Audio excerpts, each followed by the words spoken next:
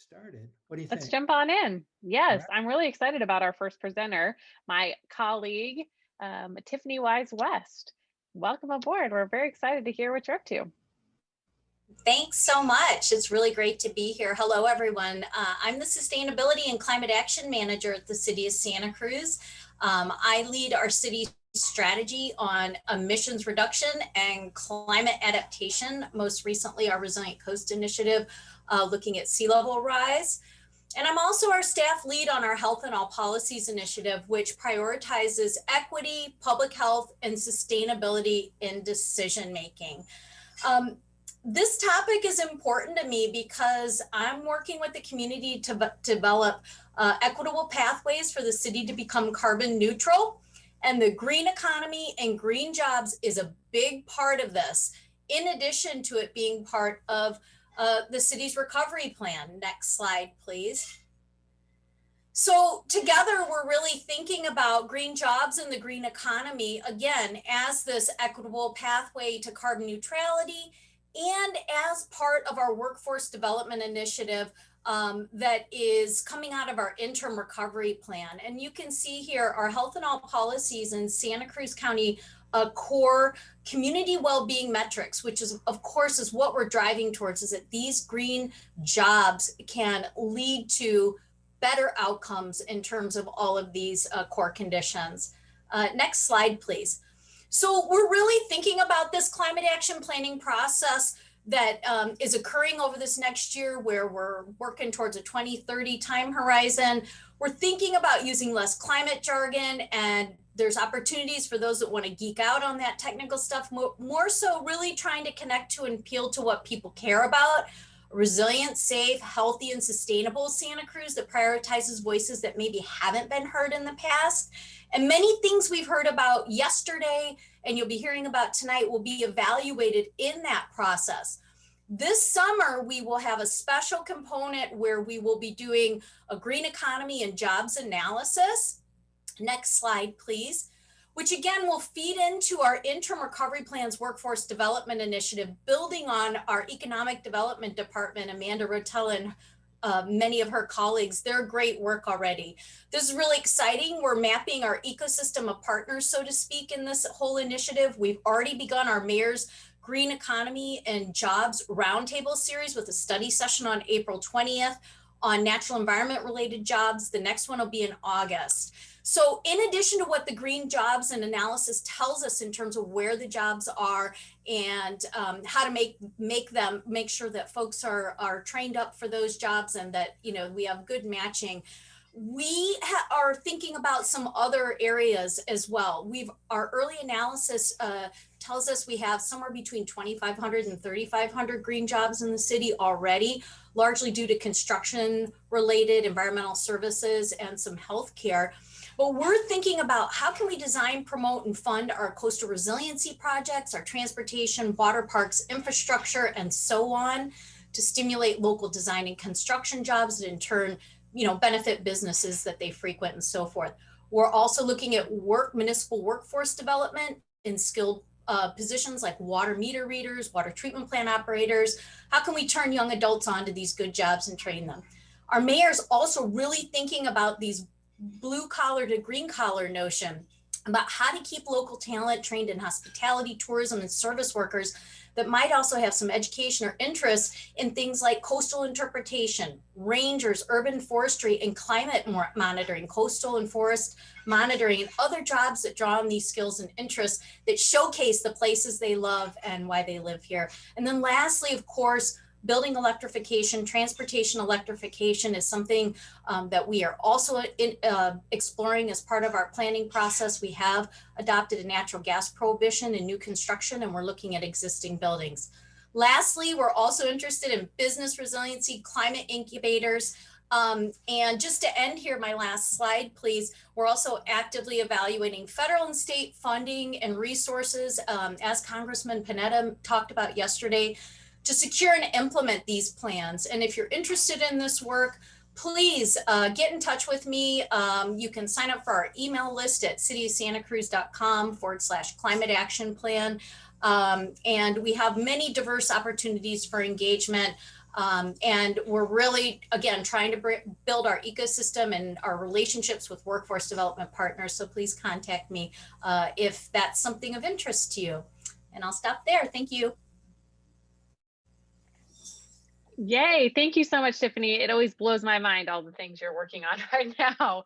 I encourage you to reach out about any of those stuff. Tiffany is incredibly knowledgeable, and yeah, working on all the cool projects at the city. Up next, we have Robert Singleton, who we're excited that you're back at a Santa Cruz event. Yeah, happy to be here and happy to be talking about Bird. Next slide.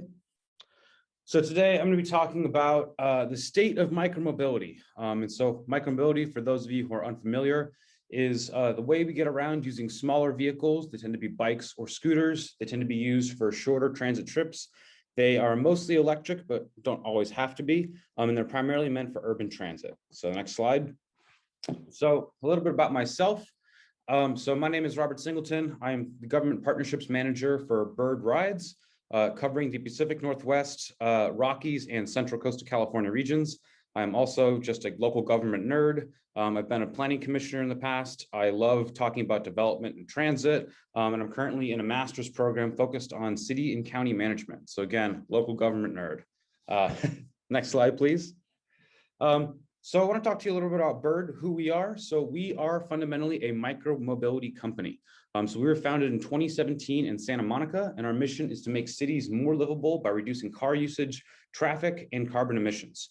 And the way we do this is providing an on-demand fleet of vehicles, mostly scooters, but we do also have bikes and other adaptable vehicles for folks experiencing disabilities. But we are very young, as I've said. We're about 3 years old, but we are now in 160 cities across North America, Europe, and Asia, including San Francisco, Paris, Denver, Los Angeles, and Amsterdam. Next slide. So the thing I would love to talk with you guys about today is transportation equity. So transportation equity is all about ensuring that everyone, regardless of socioeconomic status, race or gender, or age or ability, has access to the transportation to fulfill their individual needs. I want to talk about how we can use innovation, innovative technology, increase access and cooperation or collaboration with our public transit partners, and then how we can talk about deployment, being able to reach more folks across the urban landscape. So next slide. So if we look at about a 10-year horizon of the micromobility, we can see that it's grown pretty close to exponentially. And in particular, the last 3 years, the lion's share of the growth has been in dockless vehicles and in particular dockless scooters. Though dockless bike share programs do make up a big part of it, as well as traditional bike share programs. Next slide. But so who's actually riding these vehicles?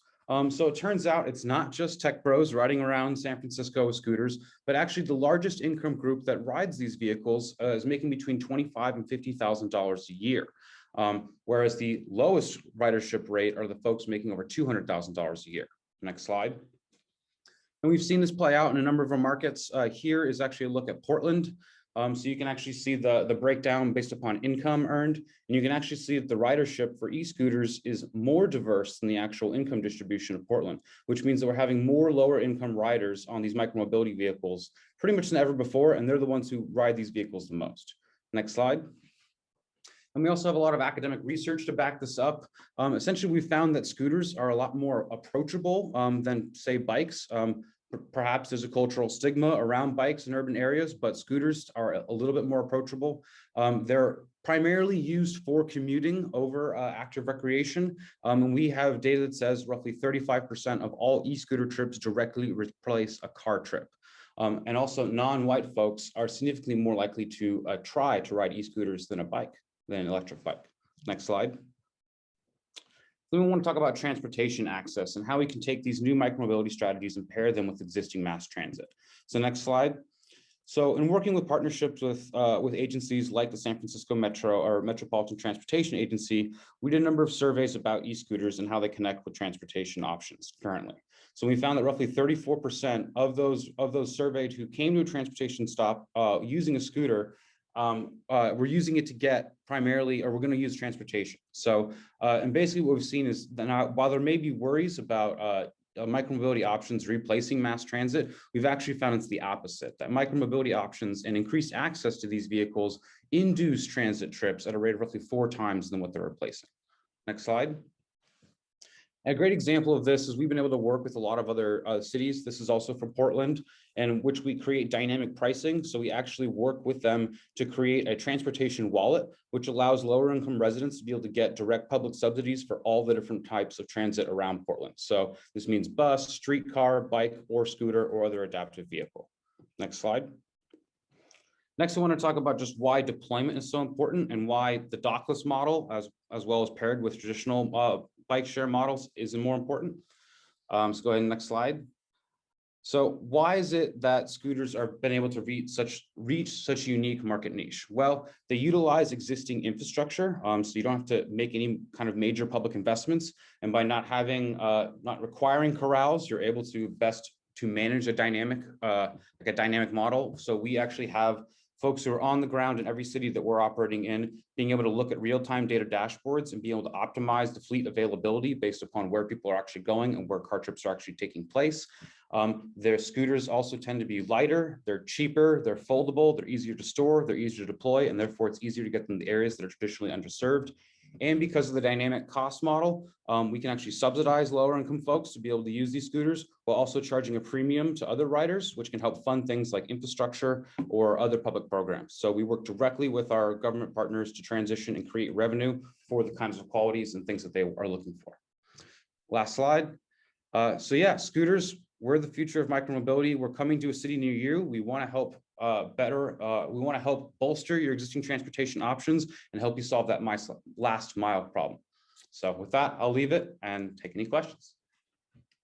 Excellent. Yeah. Hello. And Joe Ben, I just want everybody knows Joe Ben, but what you don't know is that I just by chance caught him on the beach up at Scotts Creek kite surfing and asked him to present to us. So very, very stoked to have you, and thank you again.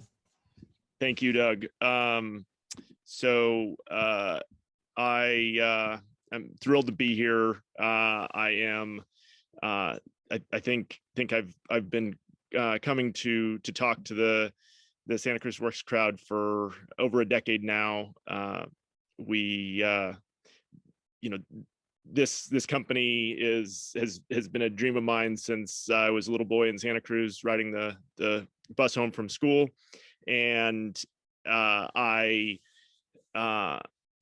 started this company here in Santa Cruz 13 years ago, and it's just really wonderful to have the opportunity to speak with you guys. And so we are in the process of becoming a public company, and so I have to add a bit of a legal disclaimer here.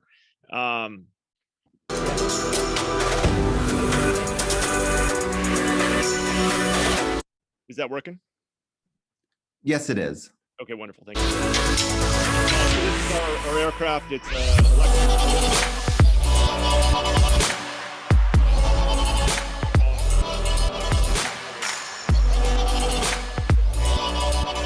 Joe Ben, we can't hear you, but we hear the music.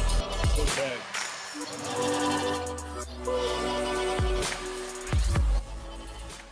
Can you hear me any better now? Yes. Okay. So it's an electric vertical takeoff and landing aircraft, which means it can take off and land like a helicopter, but then convert and cruise like an airplane. It is incredibly flight runs off of battery, and that means it has an incredibly low environmental footprint.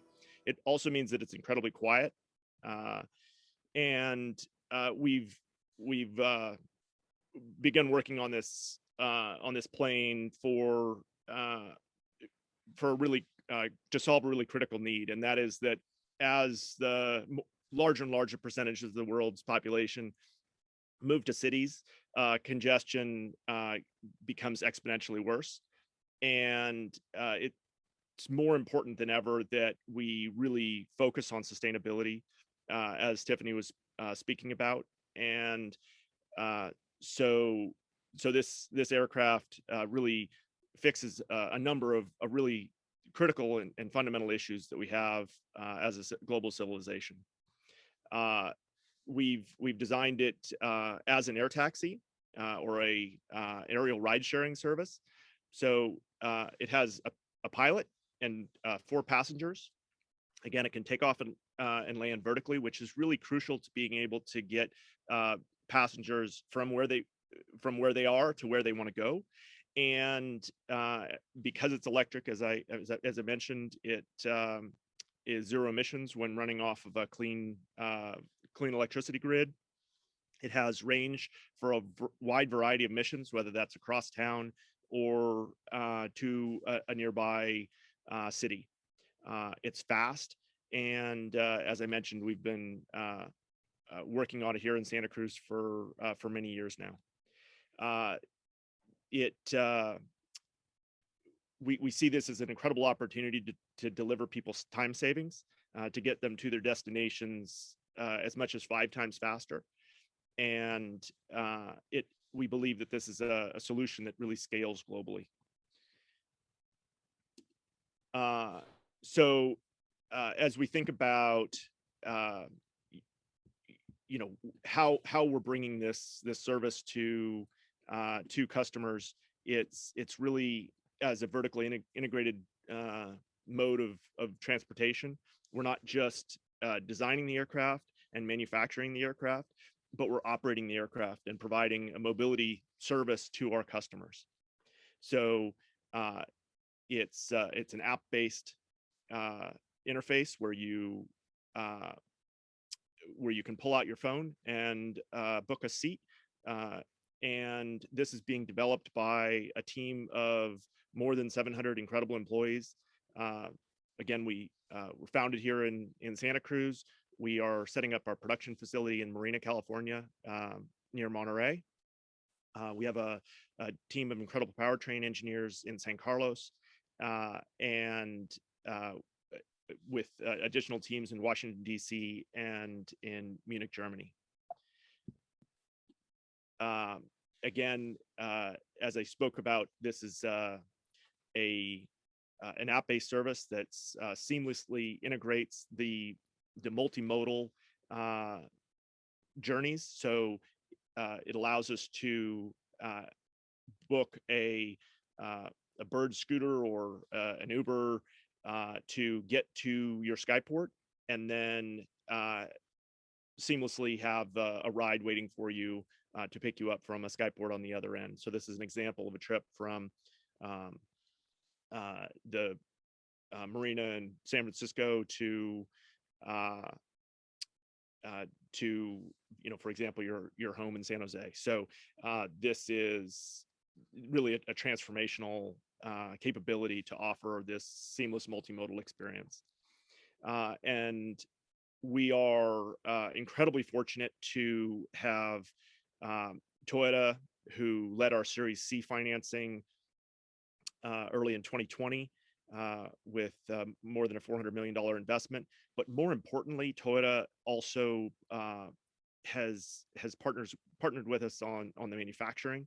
And so they have more than 50 engineers who are working shoulder to shoulder with us, designing our production facility and helping us to scale up our pilot production line. And there's no company in the world that is better at making incredibly large, complex systems with incredible quality and incredible reliability. And we're just so fortunate and grateful to the partnership with Toyota and every member of the Toyota team that's working with us. And with that, I'd love to answer any questions that people have. And again, Doug, I'm so grateful to you for the opportunity to come and speak to the community here again. And I'd also like to express my incredible gratitude for this community for being so nurturing and so supportive of Joby as we've grown. And yeah, everyone in Santa Cruz and locally here in Bonnie Doon, we're so thankful for the support over over the years. So thanks again, Doug. Well, thank you. And I'm hoping that the background that you have there of the trees are one of the ones that was spared in the fires last year. That was pretty scary, wasn't it?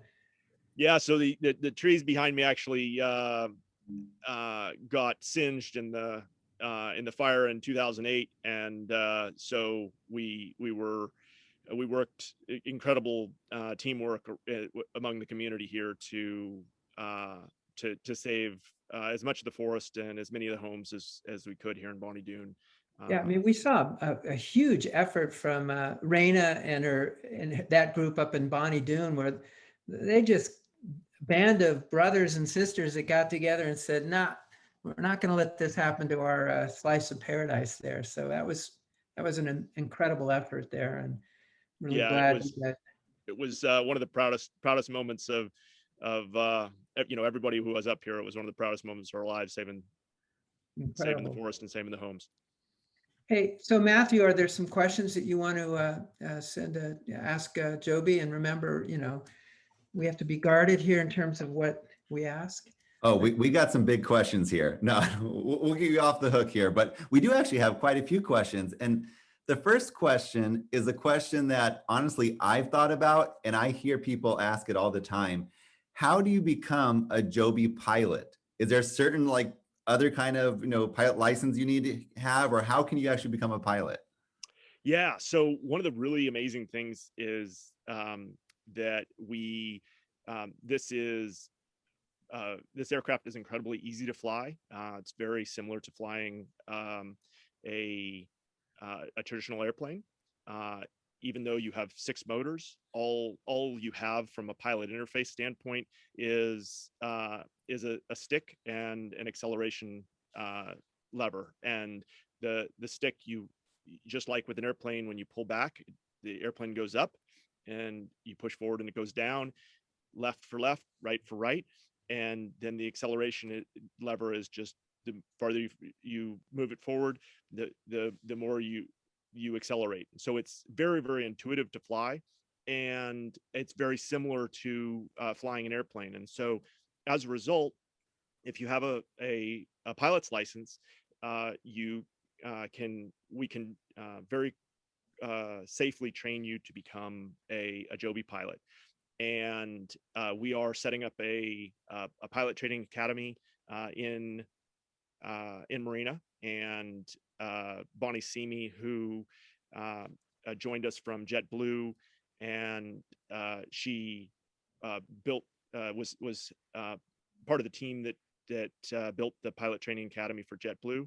And it's absolutely incredible to have her as well as a whole team of certified flight instructors, and we're in the process of building out our pilot training academy. And so that's. We also get to hear from CEO of Concentric, Amy here, who was a fighter pilot. So we're going to ask Amy if she's ready to go through pilot school again and learn how to fly a Joby vehicle. That's fantastic. Would love to have you come fly the simulator. It's really fun. Simulator, cool. Matt, any others? Yeah, here's one other question. It's from Matthew, who actually spoke yesterday at our event. Where and when can we expect the first Bay Area skyport? So we are actively engaged with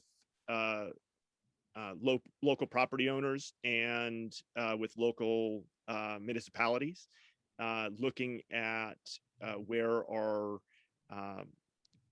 first skyports will be sited. And there's an incredible amount of excitement and interest in the economic vitality that these new skyports will bring. Great. Doug, do we have one more minute for a lightning round questions? You bet. Okay, here it is. Okay, so these are lightning rounds. Don't worry, they're not stressful, but they're kind of quick. So when you're not building aircrafts, and you're at home, you have 10 minutes to take a break. Are you on Netflix or YouTube? I love to spend time with my children. Okay, good answer. Beer or wine? Beer. Beer. What kind of beer? Any locals? Santa Cruz Mountain. Okay, Amber. you get that one. Okay, good. If you're in Santa Cruz and you're really hungry, what's one of your favorite places to eat? I am. I love. It's hard, these ones. They're pretty honest.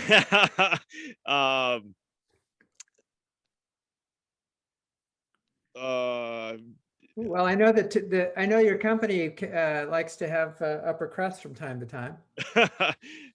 Yeah, I love so many of our local establishments. I don't know whether I want to pick just one. Another good answer. Thank you very much. Okay, those are all my questions. There's actually a bunch of them in the Q&A. So if you want to go in there, I'll hop over there and answer some by text. And thank you again so much for the opportunity. And just love this community, and we want to do everything we can to support it and bring as many sustainable jobs as we possibly can. So really appreciate the support. great. Thanks, Joe Ben. Thank you so much. And thank you for taking some time out to talk to us, and keep going. Can't wait to see what's coming up next. All right.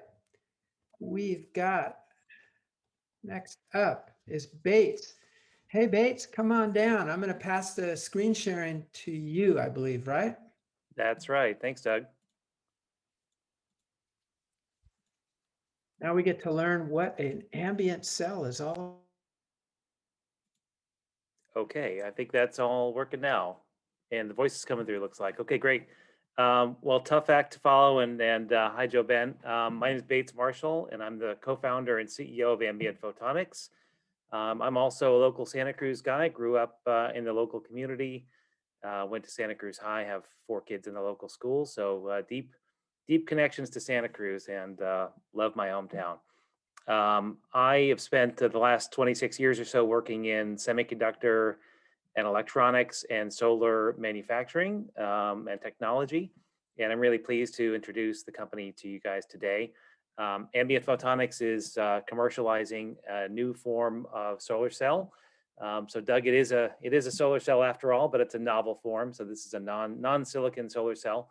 And we aim to provide this cell to connected device and electronics manufacturers as a primary source of power, thereby avoiding battery waste and the hassle, expense, and environmental problems associated with that. So I'm happy to tell you about the company today. So we started a couple of years ago, and we have been quietly, stealthily partnering with some very large smart home and IoT device companies. And we're all about reimagining connected devices with endless power, sort of from thin air. So these are solar cells, or PV cells as we call them, which don't need any kind of access to the sun. They don't need solar energy at all. In fact, they just need light. They need ambient energy. So we have world record indoor energy harvesting solar cells. We've developed a model to apply these cells. So that means we have the know-how, we have the people, we have the capabilities and expertise to help our customers to adopt them. And then finally, all this stuff is enabled through a very low cost printable manufacturing process, which enables us to deploy our first pilot scale manufacturing line actually in the Santa Cruz area. And I'll tell you a little bit more about that in the back end. So what it is we've done, we've created the world's most powerful low light energy harvesting photovoltaic cells, or solar PV cells. And these products, unlike some very high power density products which came to market in recent years, are actually cost compatible with the tough price points required for consumer electronics and IoT devices generally. So why are we doing this, and what's really the issue? So our observation is that batteries are the problem. Batteries are the barrier, and they are limiting IoT scaling. So whether we think about the inconvenience, the kind of range anxiety or battery anxiety that we all feel in our personal life when your devices are draining every day, sustainability, of course, battery disposal is a massive challenge, and the environmental considerations around mass battery disposal are really formidable. Cost is a really big deal for some of these applications, not necessarily for the the cost of the batteries themselves, but we think about a lot commercial and industrial applications where the operating expense of the labor associated with replacing large IoT nodes and IoT networks is really formidable. And finally, reliability. If your device is powered by a battery and the battery runs out, your device is no longer functioning. So we think batteries are really holding back the growth of IoT generally. So around the home, and this is a market that's just exploded, especially in the last couple of years with people staying at home because of the pandemic, people outfitting their home with all kinds of gadgets. And of course, all of the super major tech companies are really interested to spread these devices all over the home. If you're like me and have started to deploy these things around your own home, then your phone is blowing up every couple of days or every couple of weeks, telling you to go recharge this or that, or go change the batteries on something. It's becoming a significant source of frustration. We also see tons of applications around commercial or industrial IoT. And actually, we find that a lot of these applications are growth constrained because of this operating expense issue around battery replacement. And then lately, we've been seeing quite a shift, actually. Maybe some of this is due to the change in climate in Washington, so to speak. The sustainability issues really coming to the foreground. At CES this year, just this past January, Samsung announced that their new TV remote controls are going to be powered by a solar PV cell. And just with that one action, Samsung says they're going to avoid the disposal of 99 million AAA batteries from landfills. So this has become kind of a tipping point. You're going to see lots and lots of other TV remote controls also powered by a solar PV cell. And this is just, let's say, the tip of the spear here in penetration of solar cells as a primary source of power for consumer devices. Why is our cell different than those cells? Those cells that I showed you on the Samsung remote, those are a type of cell which have been widely deployed, let's say, since the 1970s. Those are amorphous silicon cells. They're quite low power density, and they actually have quite a high carbon footprint, especially in this application where they're not really generating a lot of power. So they're nowhere close to their energy payback in this type of application, in contrast to solar panels that you might put on your roof or in a utility scale power plant. So these old school conventional solar cells just won't do for connected device applications that we're talking about today. So what have we done? Well, we've invented this novel low light solar PV cell. It's the only solar energy technology that works across the light spectrum. So what this means is we don't rely on solar light. We can use artificial light, we can use LED, we can use fluorescent light. We've been tuning our device to work across the visible light spectrum, and we harvest light from all of these different light sources. So what does it mean for our customers and for device manufacturers? We have roughly 3 times the power in average indoor light, so a kind of light you might find in your living room in the afternoon or the evening. In lower light, let's say at dawn or late in the evening when there's just a couple lights on in the house, we make up to 8 times the power of conventional amorphous silicon cells. So that means that over a 24-hour cycle, we're making considerably more power than conventional connected embedded PV cells. We also have a technology for low light outdoor applications. And these are, you can think of these as sort of outdoor applications in which you don't have a direct view of the southern sky. So applications around entry doors, video doorbells, entry door locks and the like, where you might want to power that device. You might get a little bit more light than you have outside, but you're not getting a direct view of the sky. We've got about a 3 times advantage in that application compared to crystal and silicon solar cells. So all of this stuff is just sort of academic if we can't bring it to reality in high volume, and that's what we're in the process of doing right now. So we have been working with partners for the last couple of years, and I'm really pleased to say we're just about to break ground on our first pilot scale manufacturing facility. That pilot facility is going to be located, co-located with our HQ, which is going to be in the Santa Cruz area. So really excited to be bringing this technology to the local market, bringing lots of local clean tech jobs. This production system, by the way, I mentioned pilot scale. It is capable of between 30 million and 60 million cells per year, depending on the cell size. We have a digitally defined printable manufacturing process, so we can make arbitrary shapes of cells and sizes depending on the customer requirements. So 30 to 60 million cells is sounds like a big number, because anything in the millions is a pretty big number, but the types of customers that we're addressing consume tens of millions of devices every year. So we're going to burn through that capacity pretty quickly and start working on the next plant. So Doug, you asked us for a call to action. I have one. We are looking for talented people. Our production line doesn't go online until the middle of next year, but we break ground in a couple months, and we're going to start scaling up our operations. Really critical hires for us are listed on this slide, especially applications engineering. So talented double E's who have the ability to work with our customers to apply our technology, and then process engineers, people that know something about screen printing, laser processing, anything to do with process engineering, glass-based processing at scale. Anyway, we've got a little bit of a website up now. We're slowly emerging from stealth, and you can go to the website and sign up and contact us to learn more about products or about how you might find a job with us. So thanks so much, Doug, and thanks for giving us the chance to talk today. Thanks so much, Bates. Take a look at the Q&A. I think there might be some questions in there for you, and we're going to jump right on to concentric power with Amy. Welcome.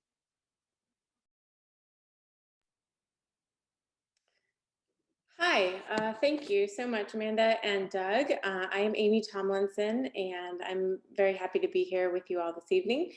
Thanks for having me, and I'll just jump right in to tell you a little bit about concentric power tonight. Concentric power, we are in the business of making intelligent microgrids of infrastructure, and we are helping customers realize how to get to this zero carbon power procurement by way of adding a microgrid to their facility or their community or wherever it is that they're trying to get this zero carbon power. We are vertically integrated, so to say that we design the system, we will help finance it, we build it, we own it, we stick by as an energy partner with the customer, and then operate and maintain it for 20 or 30 years for the life of the project. And all the while, you know, as these microgrids are developed, they will together build what we hope to be the largest network of intelligent microgrids in California. We were founded in 2010, and so we're on our 11th year, and I am the I think earlier Doug said I was the CEO. I am not. Brian Curtis is our CEO and founded the company. I'm the project development director, so I build and develop the projects. And we are working a lot focused on the agriculture industry here locally, in the Salinas Valley, as well as down in the Central Valley in the Bakersfield area, and have found quite a need in the ag industry. So if you go to the next slide, Amanda, I'll tell kind of the story of where we felt like the problem was. While everybody needs power and reliable power, the ag industry in California is very critical for all of us. You know, in California, we are the #1 food processing plant in the country, double the size of #2, which is in New York, where all of our food comes from. 1/3 of our vegetables come from right here in California, and 2/3 of all the fruits and nuts that our nation consumes comes right here from California. So we need to have reliable power for the ag industry. Next slide. And as most of you probably know, because it's happened to our individual households as well as to industry, that the PSPS events, or public safety power shutoff events, have started in 2018-19. A lot of it was due to the fires that put PG&E into bankruptcy. And those blackouts, while maybe were thought to be temporary in the beginning, we are hearing more and more that they are here to stay. You can see the headline news here that they're at least 10 years before we will stop seeing those types of power interruptions. Sorry, my kids are outside. The next slide. So back to the food and ag industry, I already spoke about the impact that they make and how important they are, but they also are experiencing increased electricity charges. So 25 to 50% jumps to the electricity rates. Everybody's rates are going up, but it's really impacting the ag industry. And also farming and ag areas are usually rural communities and out at the edge of the grid. And so they're not able to get reliable power.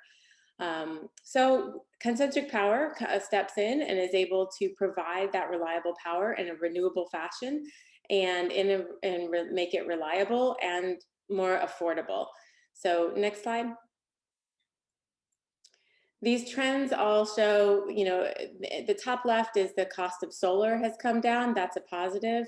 The cost of batteries are coming down, another positive. The cost of natural gas and commodities are coming down. And then a big one is the cost of capital has been coming down. So being able to invest the capital that's needed to build these types of projects. What's going up is the cost of energy that we just talked about. So that's the problem. Next slide, the next two slides, you can kind of go quickly, but we've already heard tonight, the federal government and local government is very supportive of these goals of decarbonization, as they should be, and bringing a carbon-free environment into the power sector. And we are embracing that at Concentric Power. So just some more headlines about the trends and the tailwinds that are supporting what our company is out there doing. Next. Okay, our team, next slide. We are local. We grew up here. I personally didn't. I'm the person that been in the Navy for 20 years and lived in a lot of different communities, but I have been here for the last 8 years.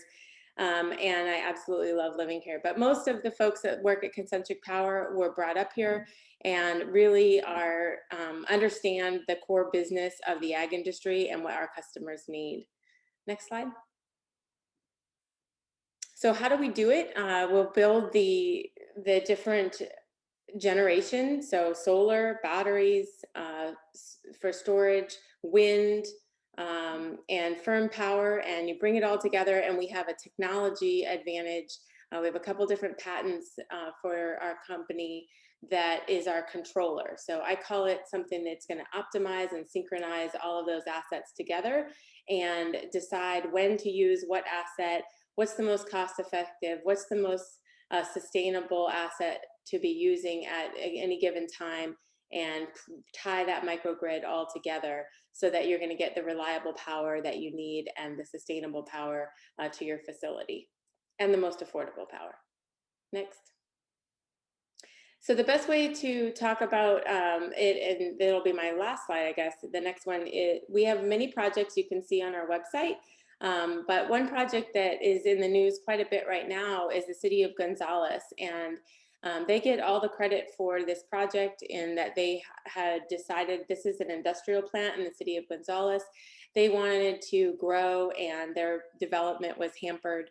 And so they have decided to go it on their own and build their own microgrid to bring power to the industrial park so that their development can continue and they can realize their community goals.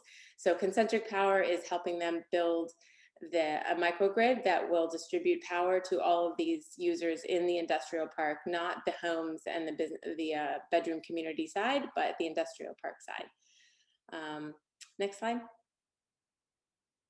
So if you want to know more about it, it's on our website, and I also have my email on the next slide. But please, our call to action is, well, that's not my email, but it's a.tomlinson@Concentric Power.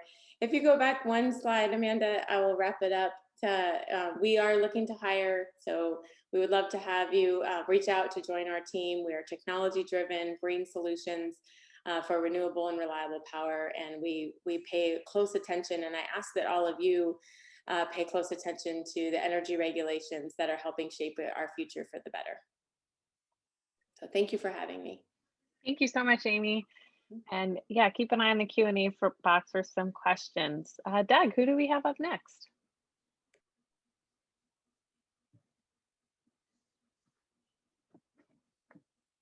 Well, I think it's right there, actually. Daryl.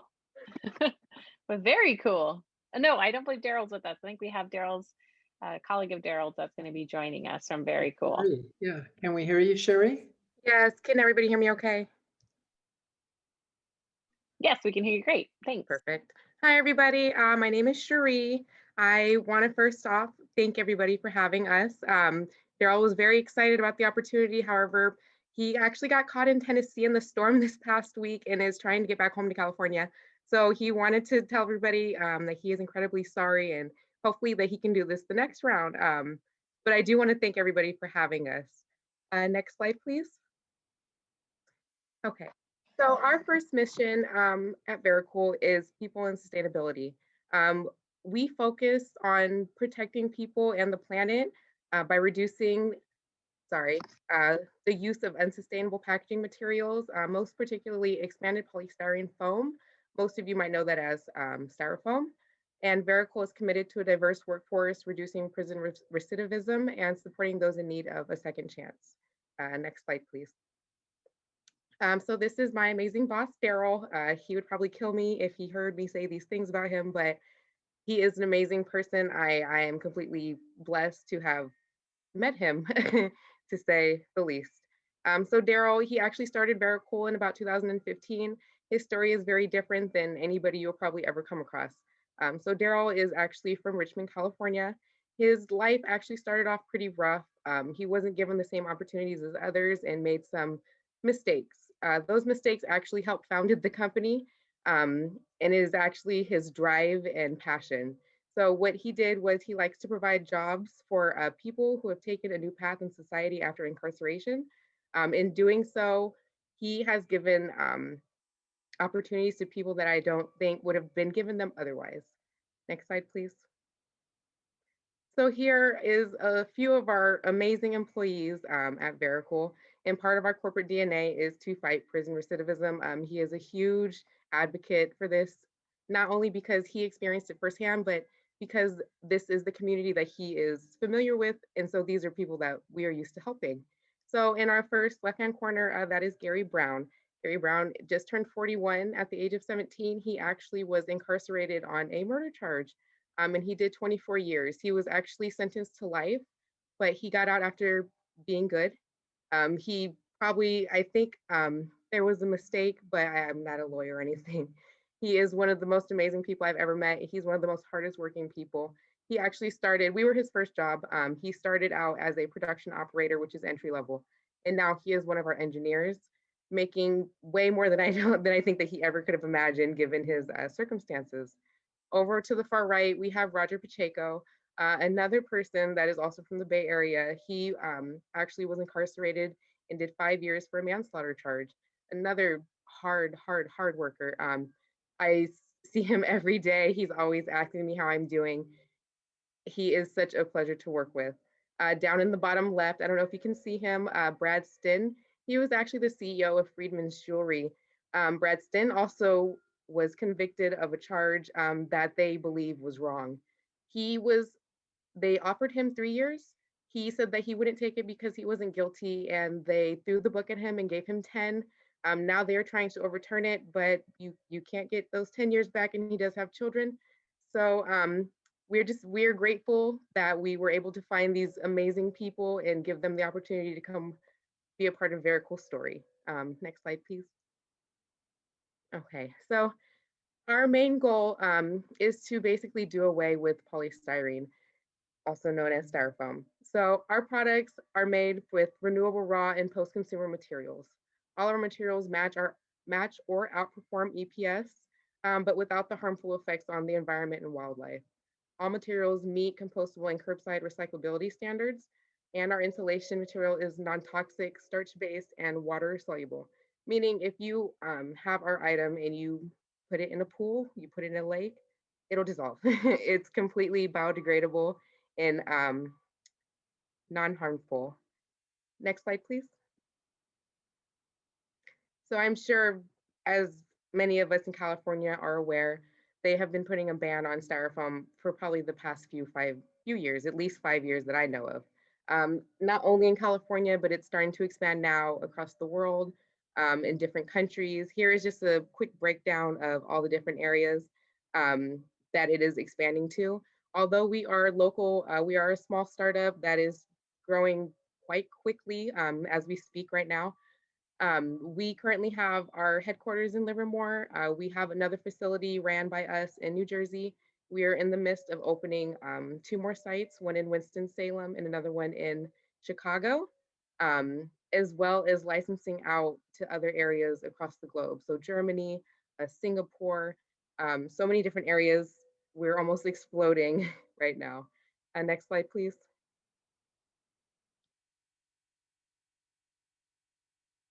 Thank you. And so, of course, when we've seen all these bans coming, we can only think, what can we do to help make the right decision for everybody?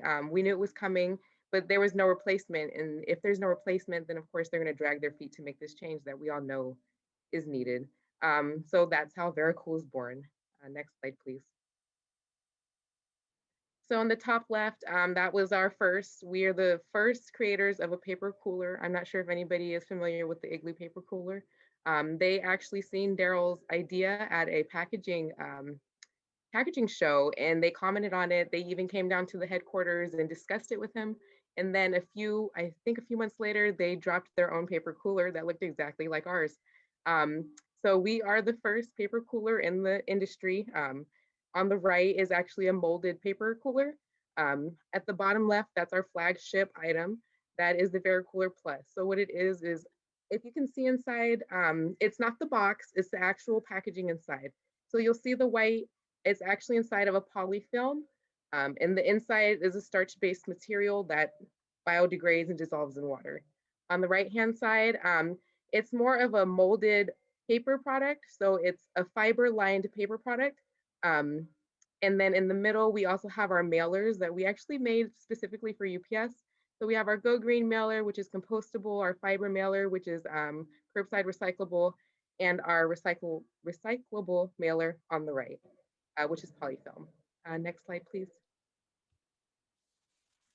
And to wrap it up, as a startup, and like I said, we are growing exponentially. I'm sure many of you are aware that at startups, everybody wears so many hats, which is why I'm here. And we would love to open up the doors to anybody that's in need, whether it's a family member, just anybody that needs this opportunity. We are here. We're not only looking for entry level, we're looking for people that are executives. We're looking for process engineers, management, every place, accounting. We are exploding quickly. Yes, my email is there. Please feel free to reach out to me. I am actually also the hiring manager. So I'm your first point of contact. Next slide, please. I think that might be it. Oh, and then here's just a few awards that we have. I don't know if you may have seen our article on Forbes. That's probably one of our most seen articles. We actually just did an NBC segment on our COVID-19 shipper. So we did also create a replacement for the EPS COVID-19 vaccine shippers. Unfortunately, because they didn't release the qualifications until later on, that meaning how long it needed to stay cold for, as well as the degrees. We didn't get to put that out until later on in the game, so we were a little bit behind. And I think that's the last slide. If anybody has any questions, feel free to send me an email. We're also doing another round of investment right now in case anybody's also interested in that. Daryl would be more than happy to speak with anybody. Thank you. That was wonderful, Cherie. I vote that you're now the official company spokesperson. So thank you, Doug. that was great. And thank you for stepping in for Daryl. All right, guys, let's go to, okay. Claudio, you're going to have to help me pronounce your name and the company name. Oh, you can't read that? Come on, dog. Piersica? You got it. All right. And you got my name right too, so thank you. So I appreciate the invitation, Doug, to share with you guys what we're trying to do, which is really a transformational. We're working on developing a new type of battery, which the industry is aiming to replace the lithium-ion battery with this new type of technology called the solid-state battery. And I put here, we are working with a bunch of partners. We have recently partnered up with the Department of Energy. They have awarded us an entrepreneurship award for the next 2 years to develop our technology at Argonne National Lab. So we're really happy that we received this type of badge of approval from a national lab regarding our technology. Next slide, please. I'll start with the team, and the reason for this is because we're a very young company. We incorporated this company last year in 2020, right when the zombie apocalypse started. Um, we are a group of people that have deep industry roots. We are not an academic startup, and it may come as a benefit to the challenging the thing that we're trying to achieve here. Um, I have worked in the lithium-ion industry for more than 15 years. I worked with multinational OEMs. We have here the um, chief technology officer from the largest um, uh, battery company in the world, CATL. We have lots of great talent here to tackle the problems that we're trying to solve. Next slide, please. The challenge really for commercial lithium ion is that one of the challenges is that it uses flammable solvents. The electrolyte inside the battery consists of lithium salts dissolved in organic solvents, which are actually flammable. They are very good, they burn very well. And this is mitigated by packing up these cells in battery packs, which increase cost and increase the weight of the system. So the industry is trying to simplify things.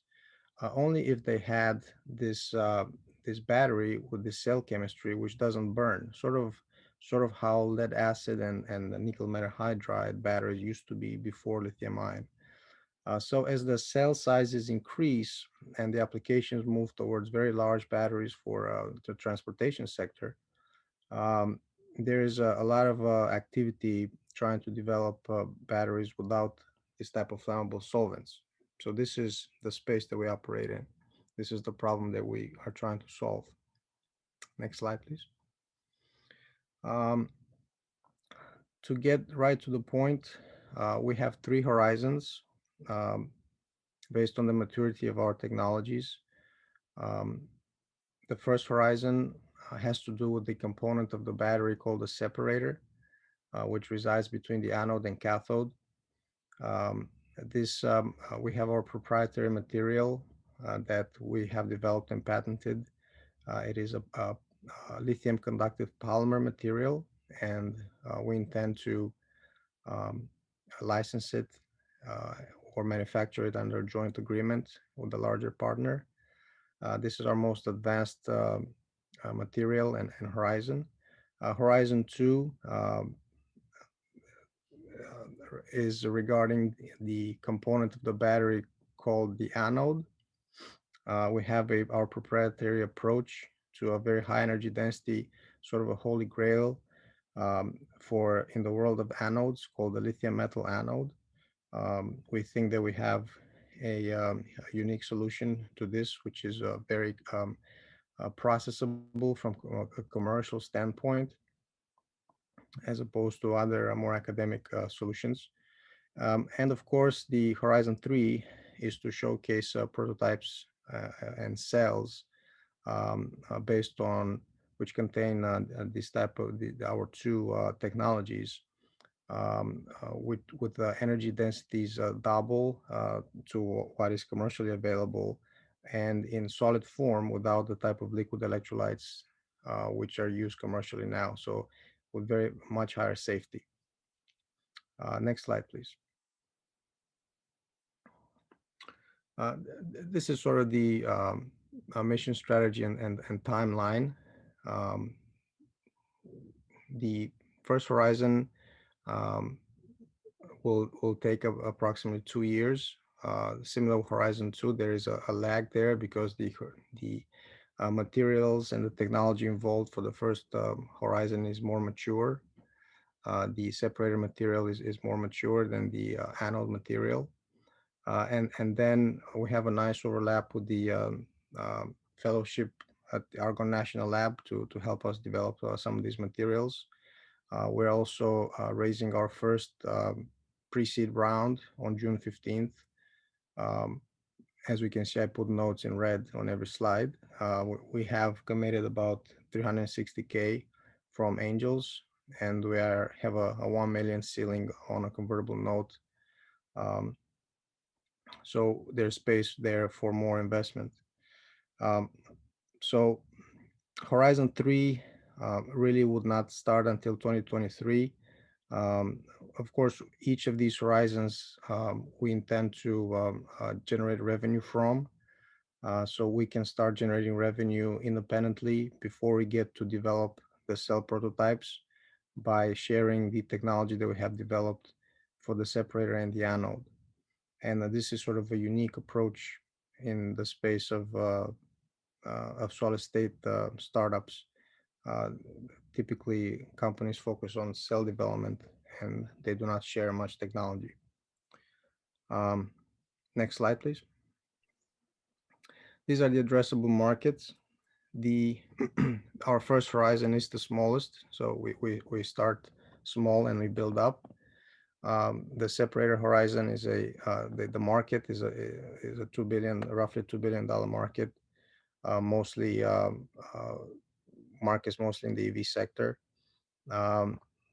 The anode material, which is our second material, is a $6.5 billion market, and the cell market overall is very large, of course, the battery market, $100 billion market.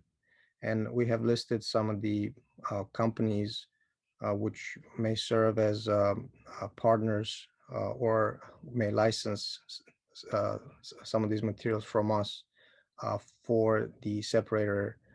All of these companies on the bottom are separator suppliers, which currently supply the legacy material analogs of what we're trying to develop.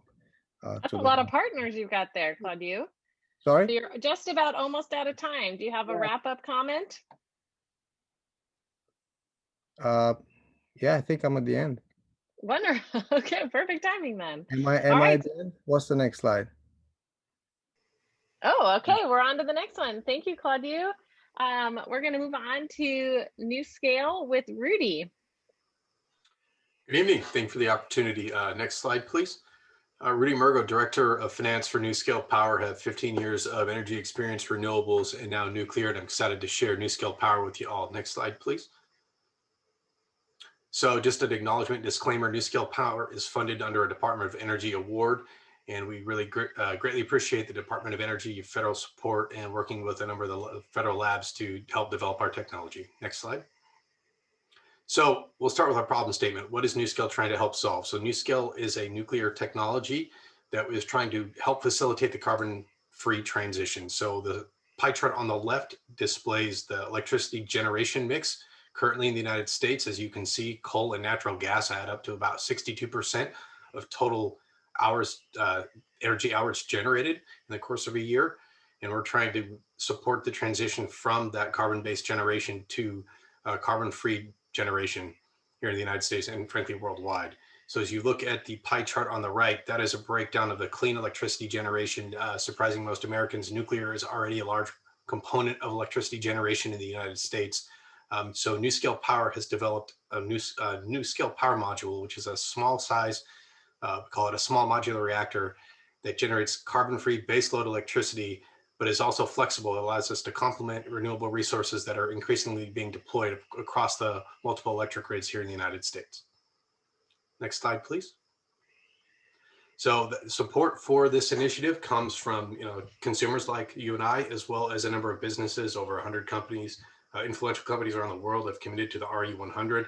NuScale Power and in this representative schematic here can support that initiative by either providing energy directly to those customers or supporting those customers through power purchase agreements to provide electricity or other resources as required to help meet those carbon-free needs.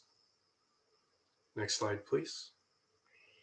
So NuScale Power focuses on four main pillars: smarter, cleaner, safer, and cost competitive.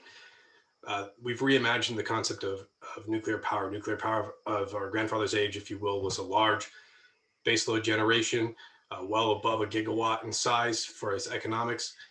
We have reimagined that from the ground up, focusing on safety, but it's flexible, it's simple, it's small and scalable, it's reliable. It doesn't require any external safety systems to maintain its safety component, and it is walk away safe. It will shut itself down if there is any sort of issue where the operator is not able to intervene. It's cleaner. It's 100% carbon-free baseload generation. There is no thermal generation from carbon-based resources like natural gas or coal. It is supportive because of its flexible generation profile. It's able to support wind and solar as those resources are increasingly integrated into our electric grid. It also has a very small footprint compared to traditional nuclear. We have an emergency planning zone at the boundary fence of our roughly 40-acre plant. So it just allows for a much easier footprint within a community and the environment. It's safer. Safety was the cornerstone of the design from the original thought and intent. So it's future-proof design. It's safe without power. We've set multiple standards and we continue to do so with our technology. And it is important to many consumers around the world. It's cost competitive. So this is a scalable investment. These modules can be deployed incrementally within a base size of a plant. You don't have to build the entire plant all at once. So it can meet your cost competitive needs as your community expands its need for electricity generation. Around the world, it is certainly competitive with natural gas, which is the most competitive power at this point. The fuel itself provides long-term cost certainty relative to natural gas or even coal. Next slide, please. So just to represent this energy transition, currently in the United States, we have about 145 gigawatts electric of retiring coal. That would equal 150 new scale plants. Now we recognize not every coal plant is going to be retired and replaced with baseload electricity generation. This is just a representative example. We understand that wind and solar will, and other technologies will help support that transition. New scale is a bit unique though. When you replace some technologies with wind or solar, you lose different components of what you had previously. When you replace this coal plant with a new scale plant, we're able to meet the siting needs and requirements. We can take a large proportion of the existing workforce, retrain those employees, keep them in the community, redeploy them in well-paying jobs within the nuclear plant. It also allows the preservation of that local tax base, which maintains the economic benefit to those communities. Many of you know these communities are located in remote locations. They depend on these economic generation resources for their hospitals, their schools, their fire and safety, and we're able to maintain that tax base. We're also able to utilize some of the existing infrastructure, whether it be the water and power or water needs or transmission needs, et cetera. So it's an economic deployment of this technology. Next slide, please.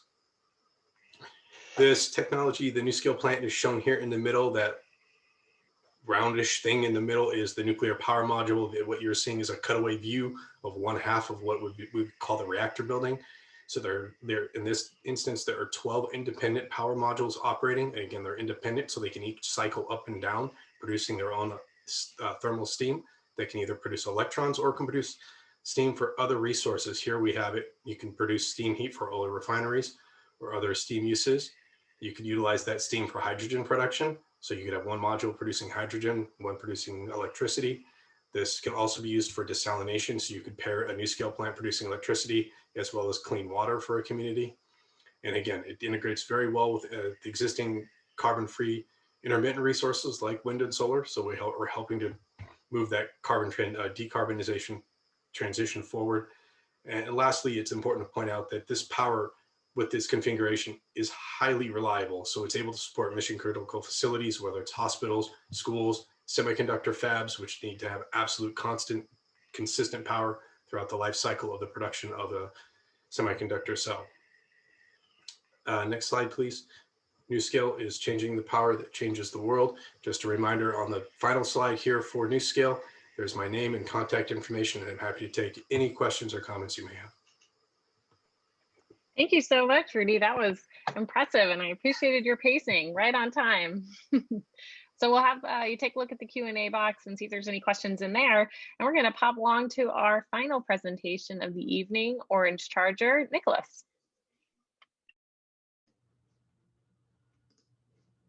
It says I'm unable to start video. Why? Great question. There you go. Cool. Is there any chance I could just share my screen? I'll just do it that way, so I don't have to do next slide. I can run through it. Yes. Perfect.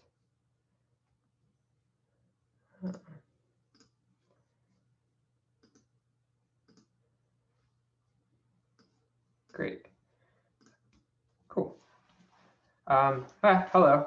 My name is Nicholas, and I'm one of the founders of this company called Orange Charger. And we're building an electric vehicle charging platform for multi-unit properties of all types.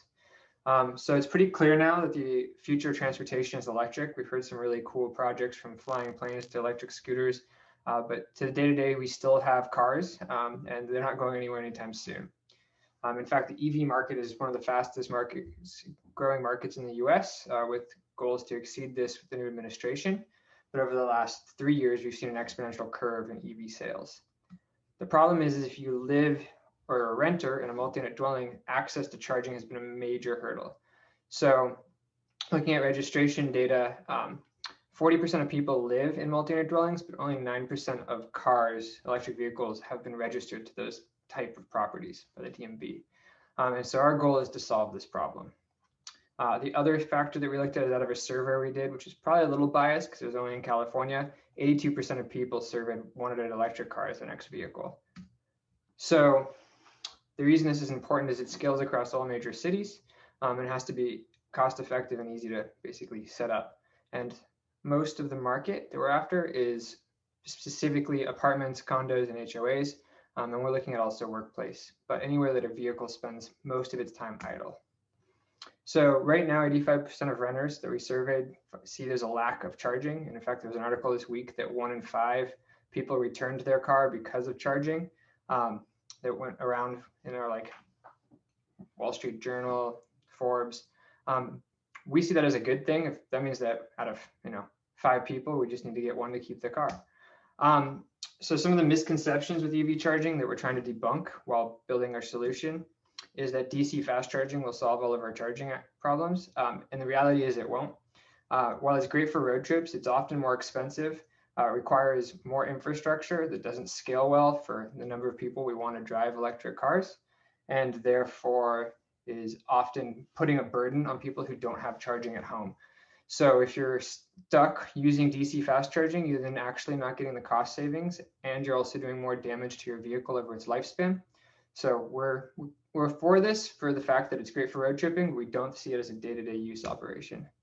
The other one is level 2 public charging, such as like what you might find at a Target or a Whole Foods. And this doesn't solve the problem either. New York Times did a great article about charging deserts and how if you own an electric vehicle and rely on public charging, you end up having to create habits that aren't really convenient to deal with public charging, such as like spending an hour or 2 hours a week to charge your car a few times a week. And the other side of this is it forces people to charge during peak times, which puts more strain on the grid and also drives up the cost of electricity. The other one is that everybody needs level 2 power to charge quickly. The reality is most people drive less than 55 miles a day. So charging nightly on like a level 1 outlet is more than they need for their daily drive, is more economical and scales. It also means that it costs less to install. So we took this knowledge and we built our solution. Our platform is what we call Orange Outlet right now. It's these IoT connected or Internet of Things connected outlets that are energy grade watt-hour meters for each one. So you can attach them to a branch circuit in a property. They track individual usage, charge the person who used it, like it's kind of similar to what Bird does for their scooters, and then aggregates the money back to the property owner. And then we have a small fee on top of it. Each unit is just capable of going up to 4.8 kilowatts.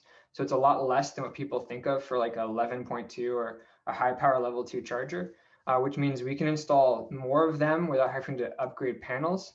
And therefore, in many cases, we're 5 times cheaper or cost effective compared to level 2 options for multi-unit dwellings of any kind. So whether that's workplace, condos, HOAs. We built basically a software platform around it. So mobile app and website backend that allows you to basically manage all the devices, make sure they're working, collect payment, and from a driver's side, see how much you're actually spending and access the data from the outlet you use every day. And yeah, I wanted to keep this short. I'm happy to answer any questions. kind of what we're looking for right now is pilot sites. So we started in January of last year. We basically have done a few pilot sites to date with Peninsula Clean Energy that we're doing installs this month. We passed UL last month, and we're looking to kind of ramp up sales. We're also looking for, anybody that wants to potentially invest in our next round of funding. Although we're not raising right now, just if you're interested, we'd love to talk. And kind of anybody that wants to help make charging more accessible to everyone. Thanks so much. I hate to make a dad joke, but I'm charged up about what you guys are offering. Oh boy. I just, Wah, wah. That was a dad joke. But yeah, I mean, this is you're solving a real problem here. And anyway, I think it's just fantastic. Thank you, Nicholas. Mhm. Yeah, we've had some great presenters tonight. I'm feeling very excited about all the stuff going on, and thank you all so much for coming out to hear our presentations, and thank you presenters, and thank you sponsors. Again, we couldn't do it without you. Yeah, we want to thank everybody for your attendance tonight, and we're done. I know I'm going to get a beer, maybe a slice of pizza. So thank you. All everybody. right. I second that. Perfect. All right. Good night, everyone.